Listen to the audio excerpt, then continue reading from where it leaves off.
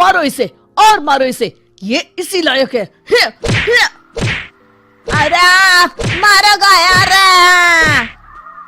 सरपंच जी, कालिया को चोरी करते हुए हम सब ने रंगे हाथ पकड़ा है। अब इसे गांव से बाहर निकाल देने में ही हम सबकी भलाई है।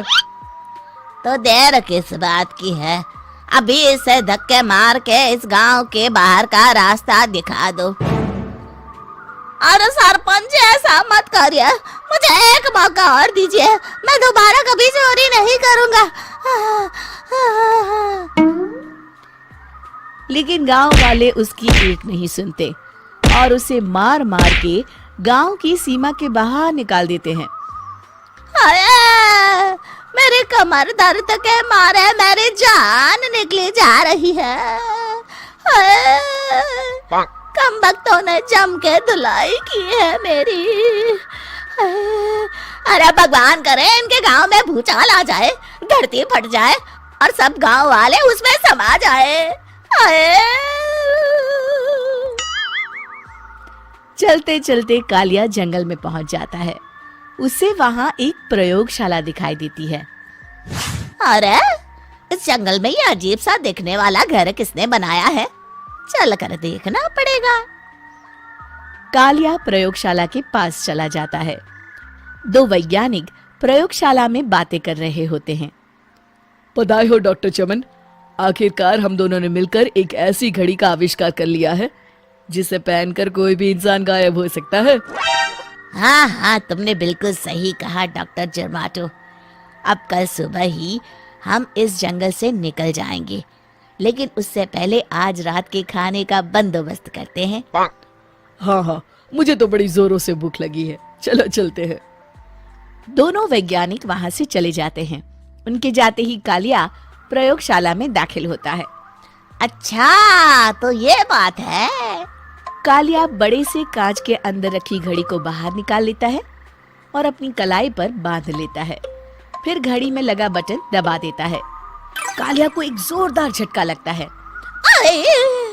कालिया अपने आप को आईने में देखता है तो उसका पूरा शरीर पूरी तरह से गायब हो चुका होता है। अब तो जो चाहे वो कर सकता हूँ। सबसे पहले मैं उन सभी को सबक सिखाऊंगा। गांव वालों, मैं आ रहा हूँ। कालिया गांव की ओर चल पड़ता है। थोड़ी देर के बाद दोनों वैज्ञानिक वहां आते हैं। अरे ये क्या, लगता है कोई हमारी घड़ी चुरा कर ले गया है। ये देखो पैरों के निशान। अब क्या होगा, अगर वो घड़ी किसी गलत हाथों में पड़ गई तो अनर्थ हो जाएगा।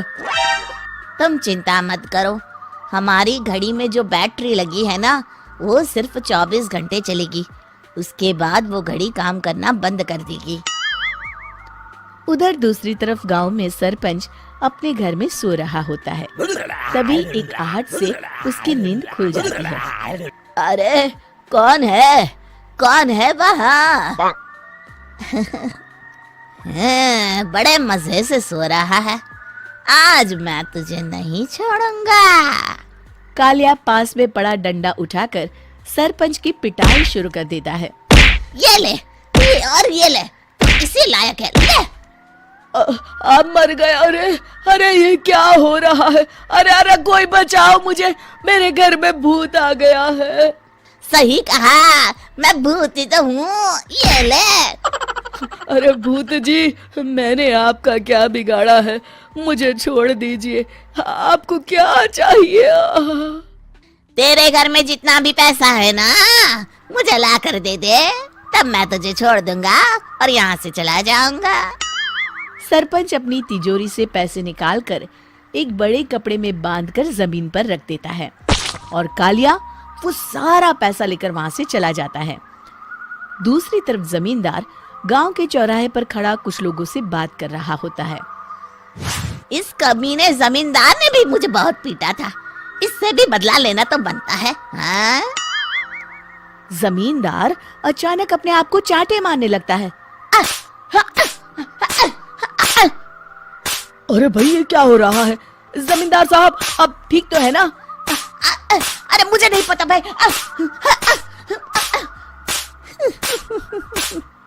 अरे मर गए रे, ये तो पक्का किसी भूत प्रेत का काम है। जमींदार के अंदर कोई भूत आ गया है। इससे पहले कि ये हमारे अंदर आ जाए, मनोहर भाई अपनी जान बचानी है तो भागो यहाँ से। ये क्या? अरे बाप रे बाप, मुझे तो भूतों से बड़ा डर लगता है, मैं तो चला यहाँ से। अगली सुबह इस घटना से पूरे गांव में दहशत फैल जाती है। सभी गांव वाले आपस में बात करने लगते हैं। अरे भाई, पता नहीं कहाँ से हमारे गांव में एक भूत आ गया है। उसने कल रात को सरपंच और जमींदार की खूब पिटाई की और उनके सारे पैसे भी लेकर चला गया। हाँ भाई हाँ, ये भूत तो मुझे बड़ा अजीब लगता है। मेरी समझ में नहीं आता कि भूत उन पैसों का करेगा क्या। अरे तेल में पकोड़े बना के तलेगा, बेवकूफ। इस बात की चिंता करके कहीं वो भूत हमारे घर में ना आ जाए। तुम बिल्कुल सही कह रहे हो आर्या, मैं भी इसी बात से घबरा रहा हूँ। अच्छा, अब मैं अपने घर जा रहा हूँ, तुम सब भी अपने अपने घर चले जाओ, उस भूत का कोई भरोसा नहीं है। हाँ। तीनों वहां से चले जाते हैं। दूसरी तरफ कालिया सारे पैसों को एक खंडर में छुपा देता है। इतने सारे रुपए तो मैंने अपनी पूरी जिंदगी में एक साथ कभी नहीं देखे। इस तरह कुछ दिनों में मैं अमीर बन जाऊंगा। आज मैं उस मोटे बब्बन को अपना शिकार